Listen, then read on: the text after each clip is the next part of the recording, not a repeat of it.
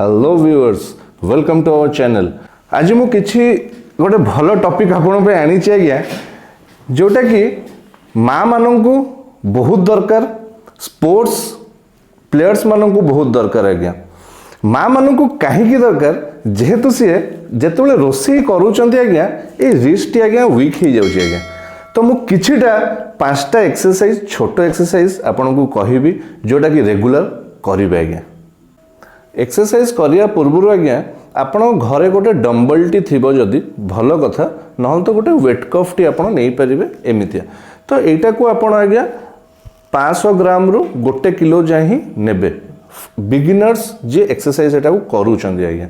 तो मोर प्रथम एक्सरसाइज मु एटा को होल्ड करिवि, एई हाथ रे रिस्ट रे मु होल्ड करिवि। एटा को मु टेबल ऊपर आज्ञा एटा को रखिली, हाथटा को मु याकू तळु को नेबि आज्ञा। तळु को नै कि ऊपर को उठेइबि, तळु को नै कि ऊपर को उठेइबि, तळु को नै कि ऊपर को उठेइबि। एटा को आज्ञा आपण 20 रु 30 थर करिवे दिन को। तो आम नेक्स्ट एक्सरसाइज को जीवा। जेमती आपण देखिले मु हाथ ऊपर एटा को एमती रखिथिली, याकू आम एमती उल्टे दबा आज्ञा। एटा मोर नेक्स्ट एक्सरसाइज। मु याकू ऊपर को उठेइबि, तळु को नेबि, ऊपर को उठेइबि, तळु को नेबि, ऊपर को उठेइबि, तळु को नेबि। एटा को आज्ञा आपण सेही 20 रु 30 थर करिवे। देखिबे आज्ञा किछि पेन जदि आपनकर फील होउछि हाथ रे, तो आपण सेहीठी ही रहि जिवे, ताको बेसी पेन आसीबा को देबे नाही।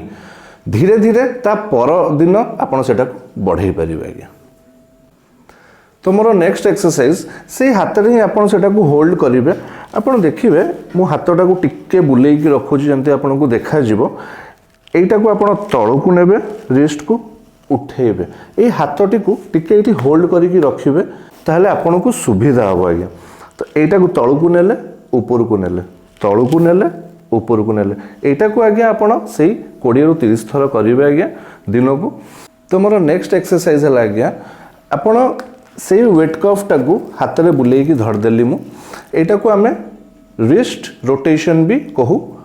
आपण क्लॉकवाइज आउ एंटी क्लॉकवाइज भी आपण करि परिबे। आपण एंटी क्लॉकवाइज भी आपण 10 रु 20 थर करि परिबे, आउ क्लॉकवाइज टा भी आपण 10 रु 20 थर आपण करि परिबे दिन को। मोर नेक्स्ट एक्सरसाइज है आपण जतेबेले गाड़ी चलांती आज्ञा, हाथ को आपण एमिति एमिति करंती। अच्छा, मैजिकली मु गोटे जिनसटे मो पाखे रही जाइछि, देखंतु आज्ञा एटा गोटे रोलर। अच्छा, ये रोलर जदि आपण पाखे नाही, आपण कोन करिवे, गोटे टावल टे भी आपण धरि परिबे। आपण एटा को धरि कि टावल टा को आपण एमिति स्क्वीज करिवे, स्क्वीज करिवे, स्क्वीज करिवे। एटा को भी आज्ञा आपण 20 रु 30 थर करि परिबे दिन को।